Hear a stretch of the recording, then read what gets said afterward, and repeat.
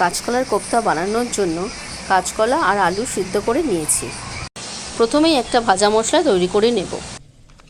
কাঁচকলার আলুটা সিদ্ধ করে মেখে নিয়ে তার মধ্যে পরিমাণ মতো নুন, হলুদ, লঙ্কার গুঁড়ো, জিরের গুঁড়ো, 2 চামচ বেসন, 1 চামচ ধনের গুঁড়ো, 1 চামচ চিনি ও গরম মশলার গুঁড়ো দিয়ে ভালো করে মেখে নেব।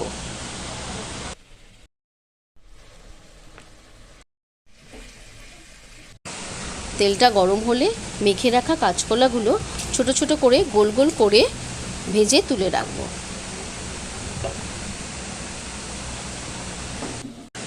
আলুটাও ভেজে তুলে রাখব।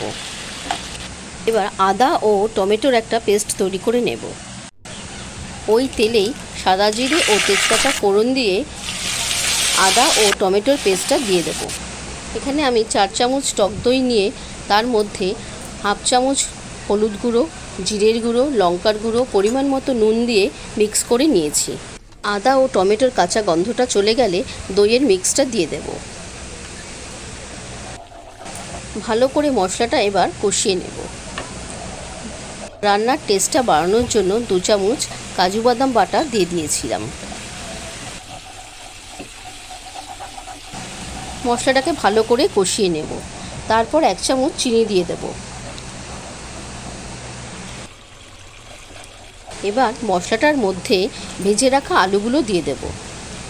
আরও কিছুক্ষণ নাড়াচাড়া করে 1 চামচ ভাজা মশলাটা দিয়ে দেব। ভাজা মশলাটা দিয়ে কিছুক্ষণ নেড়ে চেড়ে পরিমাণ মতো জল দিয়ে দেব। এবার গ্রেভিটা ফুটে উঠলে 1 চামচ ঘি আর 1/2 চামচ গরম মশলার গুঁড়ো দিয়ে দেব। তারপর ভেজে রাখা কাঁচকলার কোপ্তাগুলো দিয়ে দেব। কোপ্তাগুলো দিয়ে আরও 2 মিনিট রেখে নামিয়ে দেব।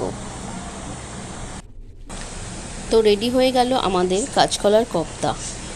যদি ভালো লেগে থাকে তাহলে অবশ্যই আমাকে কমেন্টে জানাবেন। ধন্যবাদ।